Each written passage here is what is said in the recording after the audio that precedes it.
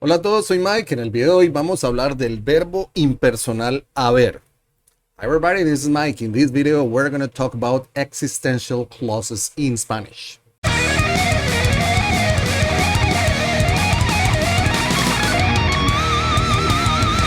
El verbo impersonal haber. The translation for that, the literal translation for that would be the impersonal verb haber. So there's a thing with this, and that's something that can be tricky in Spanish. But in English, that's something known as existential clauses. You are an English native speaker. I think so. Maybe you're not a native English native speaker, but you speak English and you want to learn Spanish.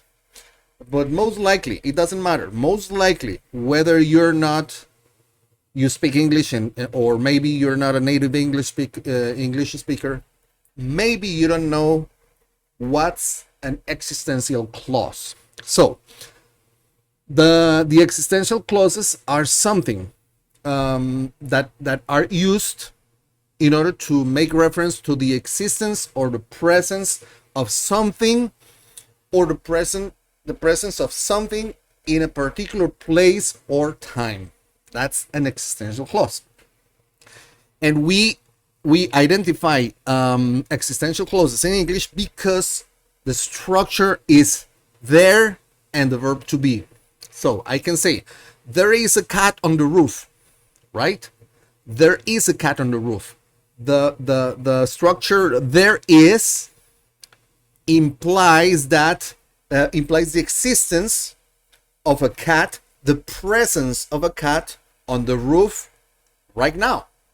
Because I tell you, hey, right now there is a cat on the roof. So that's an existential clause. The principal meaning of existential clauses is to make reference, to refer to the existence of the presence of something in a particular place or time. That's basically the existential clause. And these clauses can be modified, of course, because there's a verb. There is a verb. When we use the existential clause in English, we say there and the verb to be. So we can modify the verb to be depending on the tense, depending on the if I'm making a negative sentences or interrogative sentences, or with modal verbs, and so on. So I can have, let's see this right now here. I can have the sentence, there is a cat on the roof, right? So I have that sentence, but I can change that, because I can say there was a cat on the roof, right? I can say there isn't a cat on the roof, a negative, right? I went from present to past to a negative. So I can change time, I can say change the structure, I can say, is there a cat on the roof, right? So I modify the structure for the existential clause in English in order to ask a question. There could be a cat on the roof. That's a modal verb. There has been a cat on the roof. Present perfect tense. So this is the way the existential clause works in English. And in English, there's singular and there's plural for this existential clause. So we say, if it's just one single cat, we say there is a cat on the roof. But if we have two cats, we say there are two cats on the roof. In English, there's something very interesting, and it's the fact that in spoken English, it is totally okay to say there's three cats on the roof. It should be there are three cats on the roof, but because we cannot take the contraction for there are three cats on the roof, in English we use there's three cats on the roof, and that's in spoken English it's totally perfect. In written English, that would be a mistake, right? We would have to write there are two cats on the roof. So these are the existential clauses in English. Now you know what it's an existential clause. It is so easy. We use that every day, every time, from, I would say, from basic English and so on. We use that But in Spanish, the existential clauses are kind of tricky because that's something that we call la forma impersonal haber, meaning that is a conjugation of a verb that it doesn't depend on the subject. That's it. And we never use plural. We always use singular.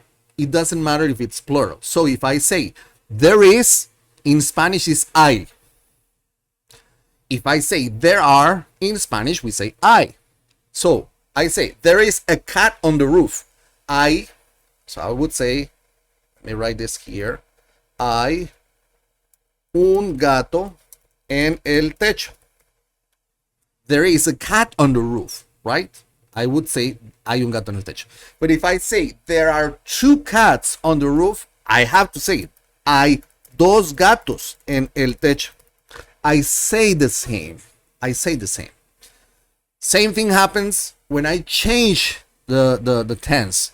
I can say there was, había, or there were, había. It's exactly the same. By the way, if I'm going to do the negative form, I just add no before this. No hay un gato en el techo. There is no, or there isn't a cat on the roof. No hay dos gatos en el techo. There aren't two cats, and so and so. That would be the negative. But this is for the affirmative. The negative, just add no at the beginning of the sentence. You will be very, very good with that. But check it out. Había un gato en el techo. There was a cat on the roof. Había un gato en el techo. Right? Oops. And there were two cats on the roof. Había dos gatos en el techo. Había. It's the same. It's the same. There will be. Habrá. There will be. Habrá un gato en el techo. Habrá dos gatos en el techo. Habrá. There has or there have been. Ha habido. Just one, because we always use the right way to use the existential clause in Spanish. La forma impersonal del verbo haber, it's always singular because it's impersonal. There has or there have been. Ha habido. Ha habido. There can be. Puede haber. There might be. Puede que haya. There might be a cat on the roof. Puede que haya un gato en el techo. There could be a cat on the roof. Podría haber un gato en el techo. There could be. There should be a cat on the roof. Debería haber un gato en el techo. There must be a cat on the roof. Debe haber un gato en el techo. There has or there has to be a cat on the roof. Tiene que haber un gato en el techo. And there could have been a cat on the roof. Pudo haber habido un gato en el techo. So these are the proper ways of conjugating the impersonal, the existential clause in Spanish. This is the right way of using existential clauses. It's tricky. Why? Because even we native speakers make a lot of mistakes with this. A lot of mistakes, and that happens all the time. Meaning that when it comes to other than the present, in Spanish, we usually make this mistake. Habían. You're going to find that a lot. People is going to say, habían dos gatos. Habían tres personas. There were three people. And that's a mistake. That's bad Spanish. Although, you're going to hear that a lot. You're going to find that a lot, even in native speakers. Habrán. For more than two. Habrán dos gatos en el techo. People is going to say that, but it's not correct. It has to be always singular. Han habido. That's another one. Han habido. Han habido muchas personas. That's a mistake. Pueden haber tres personas. Pueden haber dos gatos. That's a mistake. Because existential clauses in Spanish are always they must be singular. Always. They always have to be singular. Once again, other than the simple present, you will find mistakes, a lot of mistakes here, even among native speakers, between native speakers. A lot of mistakes because we usually do that. We use the plural for the existential clause when it's not gonna happen. If you do that, don't worry. You're gonna be there's not gonna be any big issue. But that's bad Spanish. If you want from zero, from the beginning, to learn this in a proper way, learn these conjugations. These are pretty much all of the conjugations for the instances for the existential clause in Spanish, la forma impersonal haber. There are the word. Those are all of the possible conjugations that you're gonna find. Affirmative. For the negative, just add the no before this, and that's pretty much it. There is another one.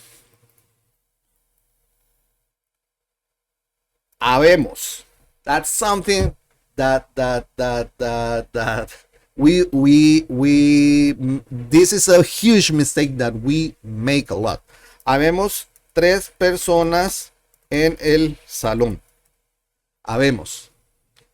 The right way is hay conmigo 3 personas en el salón. Hay conmigo 3 personas en el salón. That's the right way. Sometimes we make this mistake, and this would be there are 3 people, 3 people, yeah, 3 people, I think. Let's say change the let's just to avoid the confusion here. For me, 3 students. There are 3 students with me in the classroom. Or we are 3, well, that would be 4. We are 3 students. We are 3 students in the classroom. It's a huge mistake that we native speakers make. So these are the right, let's forget about the mistakes here. Bye-bye mistake. These are the right instances, the right way of conjugating the existential clauses, to use existential clauses in Spanish. So what's your homework now? Your homework is to start working on this. Try building sentences like there can be another movie next year. Puede haber otra película el próximo año. There must be more students here with me today. Debe haber más estudiantes conmigo hoy aquí. Without making mistakes. You don't say deben haber. Debe haber. There will be another class. There will be 2 more classes tomorrow. Habrá 2 clases más mañana. And so on. That's your homework. Start working on that. If you have questions, check this video as many times as you need. And if you still have questions, leave a comment. I'll try and reply as soon as possible. If you like this video, remember, you know what to do. Please share with your friends, group, social media, and if you haven't yet, subscribe to the channel. Click the bell button in order to get notifications, because we're posting videos on a weekly basis, and that's gonna help you and let you participate during the chat sessions, during our live classes. And also, that's a good way to show your appreciation for our channel.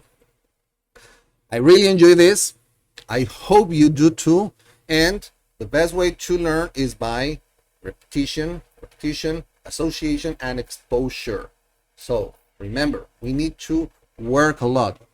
You need to work a lot in order to learn Spanish. Spanish is not an easy language, but it's not an impossible language to learn. So don't get discouraged.